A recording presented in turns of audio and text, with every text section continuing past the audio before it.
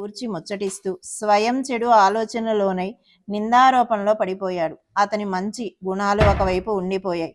నోటి నుండి నింద బాగా ప్రవహించసాగింది. అసలు విషయం అడుగున పడి నింద పైకి వచ్చింది. ఏ కారణం చేతనైనా ఎవరి ఆచరణ అయినా సరిగ్గా లేకపోతే వారి గురించి వారికి వారి ఎదుటే తెలియజేసి వారిపై దయ తలచాలి. ఎవరినైనా సరే ఎప్పుడూ నిందించకూడదు అని ప్రతి ఒక్కరికి బాగా తెలుసు. అయినా ఎంత నిగ్రహించుకున్నా ఆ స్వభావం పొట్టలో అణిగి ఉన్నది.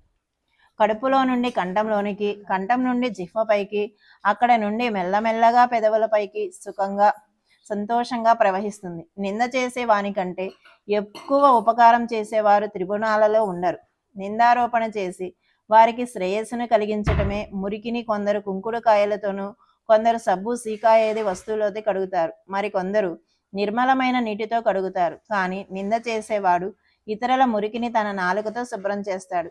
ఇతరులకు ఉపకారం చేయటానికి తాము మానసిక అధోగతిని సహిస్తారు.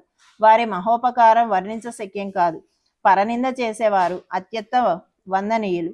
నిందా నెపంతో దోషాలను తెలియపరుస్తూ, అడుగడుగునా సావధానపరుస్తూ, అనేక రకాల అనర్థాలను తొలగిస్తూ సహకరిస్తారు. అట్టి వారి ఉపకారాన్ని నేనెంతని వర్ణించను. అట్టి వారి గొప్పతనాన్ని సాధు సత్పురుషులు ఎందరో అనేక రకాలు వర్ణించారు. అలాంటి నింద చేసే వారికి నేను సాష్టాంగ ప్రణామాన్ని చేస్తాను. శ్రోతలకు బాగా విసుగు కలిగింది కదా. నిందారోపణ చేసిన వాడు మల విసర్జనానికి బయలు ప్రదేశానికి వెళ్ళాడు. బాబా దర్శనానికి భక్తులు మసీదుకి వెళ్ళారు. బాబా పూర్ణ అంతర్జ్ఞాని. ఆయా సమయాలకు సరిగ్గా భక్తులకు శిక్షణను ఇచ్చేవారు. వారు తర్వాత ఏం చేశారో వినండి. భక్తులతో సహా లెండికి వెడుతూ బాబా ఆ నింద చేసిన వారిని గురించి అడిగారు. అతడు కాలువ వద్ద బయలు ప్రదేశానికి వెళ్ళినట్లు భక్తులు చెప్పారు. తమ కార్యక్రమాన్ని ముగించుకొని బాబా లెండి నుండి బయలుదేరారు. కాలువకు వెళ్ళిన భక్తుడు కూడా ఇంటికి బయలుదేరాడు. ఆ ఉభయులు పరస్పరం కలుసుకున్నారు. అప్పుడు జరిగిన వృత్తాంతాన్ని నేను చేతులు జోడించి శ్రోతలకు మనవి చేస్తాను. శ్రద్ధగా వినండి. అక్కడ ఒక కంచె ప్రక్కన ఒక ఊరి పంది మలాన్ని మృష్టాన్నంలా సప్పరిస్తూ తినేస్తుంది. బాబా తమ చేతితో దానిని అతనికి చూపించారు. చూశావా, జనుల మలం దాని జిహ్వకి ఎంత మధురంగా ఉందో. తన ఆప్త జనుల మీద కోపాన్ని ప్రదర్శించే తన కోరికను యథేచ్ఛగా తీర్చుకుంటుంది. ఎంతో పుణ్య సంచయం వలన ప్రాప్తించిన ఈ మానవ జన్మను ఇలా వ్యర్థం చేసుకునే ఆత్మ ఘాతకానికి ఈ శిరిడి ఏం సుఖం ఇవ్వగలదు అని అంటూ బాబాయ్ వెళ్ళిపోయారు. నింద చేసిన ఆ భక్తుడు మనసులో చాలా బాధపడ్డాడు. ఉదయం తను చేసిన నిందారోపణ గుర్తుకు వచ్చింది. అతని హృదయంలో బాబా మాటలు బాగా గుర్చుకున్నాయి.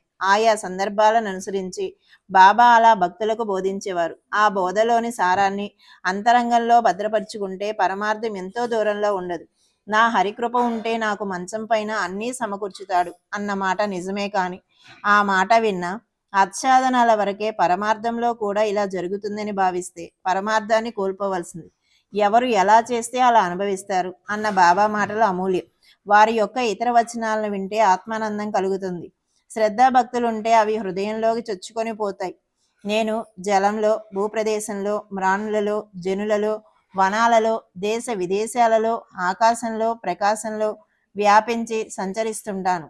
నేను ఒకే ప్రదేశంలో ఉండేవాణ్ణి కాను. 3.5 మూరలలో పరిమితమై ఉన్నానని, ఇదే నా వ్యాప్తి అని అనుకునే వారి భ్రాంతిని తొలగించడానికి నేను శరీరాన్ని ధరించాను. అహర్నిశలు అనన్యంగా నన్ను నిష్కామంగా ఆరాధించే వారికి ద్వైత భావం లేని నాతో ప్రత్యక్ష ఏకాత్మత ప్రాపిస్తుంది. మాధుర్యం లేకుండా బెల్లం, తరంగాలు లేకుండా సాగరం, తేజస్సు లేకుండా కళ్ళు ఉండవు కదా. అట్లే నేను లేకుండా